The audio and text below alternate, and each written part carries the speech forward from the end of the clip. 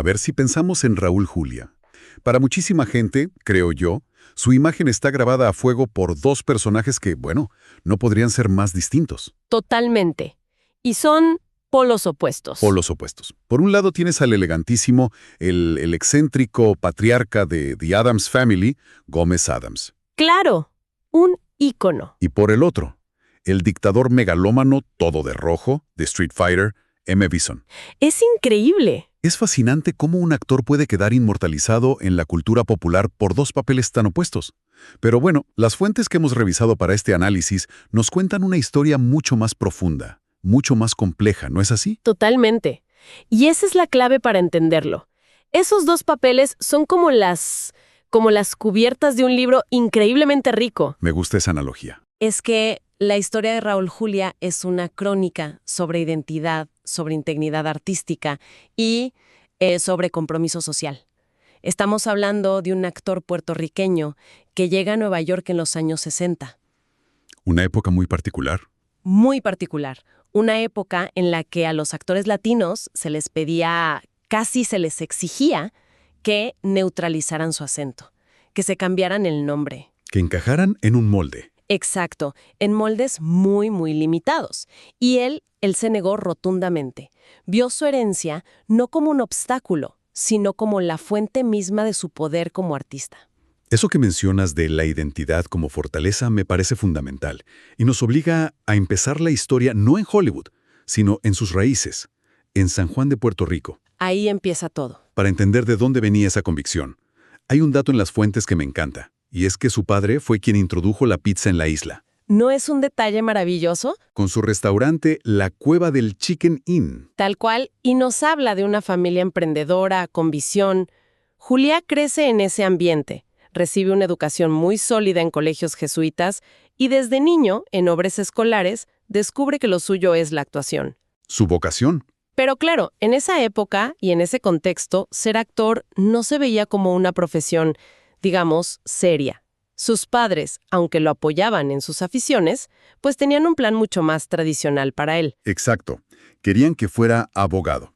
Y aquí es donde se presenta esa primera gran encrucijada de su vida. El primer gran dilema. ¿Cómo se pasa de ese entorno, con una carrera de derecho casi asegurada, a tomar la decisión de jugárselo todo por el teatro en Nueva York en 1964? Tuvo que ser un salto al vacío impresionante. Lo fue. Y un salto a un ambiente que podía ser muy hostil. Hay que recordar el contexto. Sí, ya había figuras como José Ferrer o Rita Moreno que habían ganado un Oscar. Claro, que habían abierto camino. Habían abierto algunas puertas, pero eran excepciones. El imaginario colectivo estaba dominado por estereotipos como los de West Side Story. Entonces, para un actor joven que llegaba de Puerto Rico, el camino estaba lleno de puertas cerradas, de audiciones donde solo le ofrecían papeles de pandillero o de Latin lover genérico. Y él contó que al principio sobrevivió con trabajos de todo tipo, ¿no? Estaba decidido a no caer en esos clichés. Exacto. Y en medio de todos esos desafíos, ¿cómo logra abrirse paso? ¿Fue un golpe de suerte o hubo alguien que apostó por él desde el principio? Pues aquí es donde entra en escena una figura absolutamente fundamental, no solo para él, sino para la historia del teatro americano. Joseph Papp.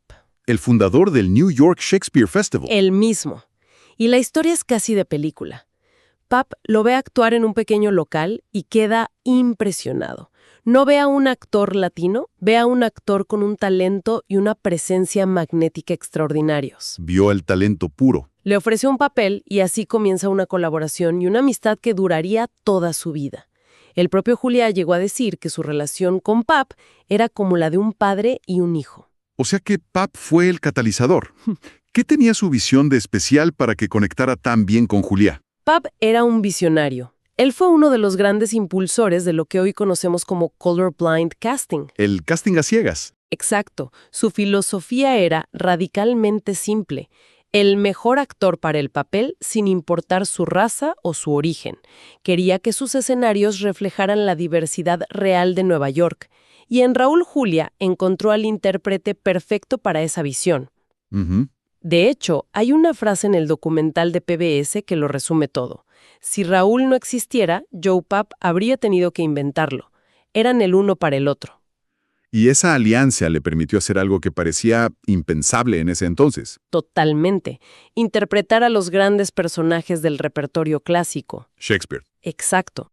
De repente, tenías a un actor puertorriqueño interpretando a Macbeth, a Próspero, a Edmund en El Rey Lear, y lo más audaz es que lo hacía con su acento. No intentaba ocultarlo. Para nada. Al contrario, lo usaba como una herramienta. En sus propias palabras, decía que su acento le permitía embellecer el lenguaje de Shakespeare, darle una musicalidad, una cadencia nueva. ¡Wow! Estaba rompiendo barreras no con discursos, sino con su propio trabajo, sobre el escenario. Esa audacia para reinterpretar a los clásicos con su propia voz, con su identidad intacta, se tradujo en reconocimiento en el competitivo mundo de Broadway, porque su carrera sobre las tablas fue legendaria. Legendaria es la palabra. Recibió 4 nominaciones al Premio Tony, que es el máximo galardón del teatro. ¿4? Y lo hizo en obras que demuestran una versatilidad asombrosa.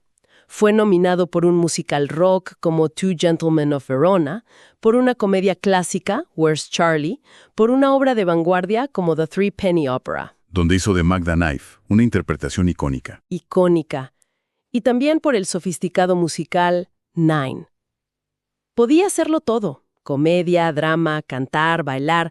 Era un actor total. Dentro de esa carrera tan impresionante, las fuentes mencionan una colaboración en particular que parece haber sido eléctrica. Su trabajo con una jovencísima Meryl Streep en La fierecilla domada. Sí, esa producción es mítica. Se dice que la química y la tensión entre ellos en el escenario eran de otro nivel. ¿En serio? De hecho, hay una anécdota que ilustra perfectamente la entrega de ambos. Durante un ensayo, la confrontación física entre sus personajes, Petruccio y Catalina, se volvió tan real, tan intensa, que ella lo arañó en la cara. ¡Wow! Y Al, casi como un acto reflejo, la pinchó con la punta de un lápiz. Le dejó una pequeña cicatriz que, según se cuenta, ella llegó a apreciar como un recuerdo de esa intensidad. ¡Qué fuerte! Eso es, una entrega total. Era algo característico de él, esa intensidad física. Absolutamente. Quienes trabajaron con él lo describen como un actor de una generosidad y una entrega totales. Se sumergía por completo, y esa misma dedicación la llevó al cine. Claro. Aunque hizo varias películas en los 70s, su gran salto al reconocimiento crítico internacional llegó en 1985 con una película muy valiente para la época. El beso de la mujer araña. Entiendo que, aunque su coprotagonista, William Hurt, fue quien ganó el Oscar, hay una historia muy poderosa detrás de esa victoria, ¿cierto? Cierto. Es uno de esos momentos que definen la grandeza de un artista. Juliae interpreta a Valentín Arregui, un prisionero político marxista, y la película es básicamente un duelo interpretativo entre él y William Hurt. 2 actores en una celda. Y la actuación de Juliae es de una fuerza, una inteligencia y una vulnerabilidad extraordinarias. Cuando William Hurt subió a recoger el Oscar a Mejor Actor, en su discurso se giró hacia Juliae y le dedicó el premio. Reconoció ante todo el mundo que la actuación de su compañero había sido igual o más merecedora del galardón. ¡Qué momento! Un gesto de un compañerismo inmenso. Y las fuentes mencionan también un detalle fascinante sobre su proceso de preparación para esa película. Sí, es un dato revelador.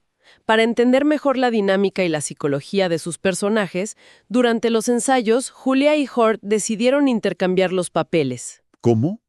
Julia ensayaba como Molina, el personaje de Hurt, y Hurt ensayaba como Valentín. ¡Qué interesante!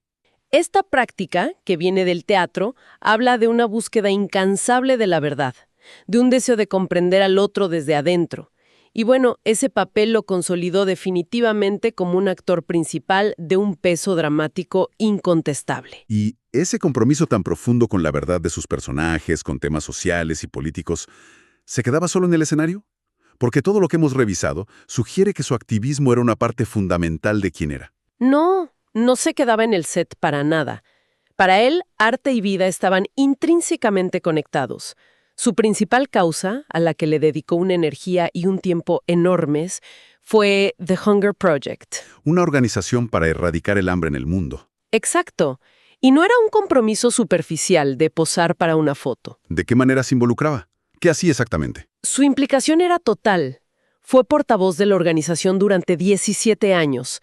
Viajó por el mundo, dio discursos, ayudó a recaudar millones de dólares.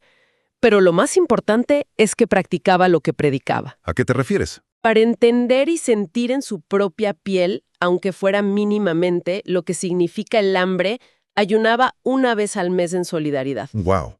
Y constantemente hacía donaciones. Hay una cita suya que lo dice todo. Hay 38,000 personas muriendo de hambre cada día, y la mayoría son niños. Y, siendo una celebridad, comunico sobre ello tanto como puedo. Usaba su fama como un altavoz. Y ese altavoz también lo usaba a través de sus elecciones como actor. Parece que empezó a buscar deliberadamente proyectos con un mensaje. Exactamente. Vio que el cine podía ser una herramienta increíblemente poderosa para la concientización. Por eso aceptó interpretar al arzobispo Oscar Romero en la película Romero de 1989. Contando la historia del sacerdote salvadoreño asesinado. Y años más tarde, en 1994, interpretó a Chico Méndez, el activista ecologista brasileño. En The Burning Season. La misma. Y estos no eran papeles para buscar un éxito de taquilla, claramente. Para nada. Eran lo que podríamos llamar películas con causa. Tal cual.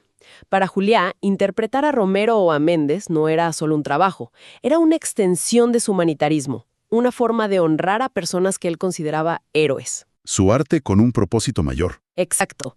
Y su talento era tan grande que incluso en estos proyectos más difíciles, su trabajo fue aclamado.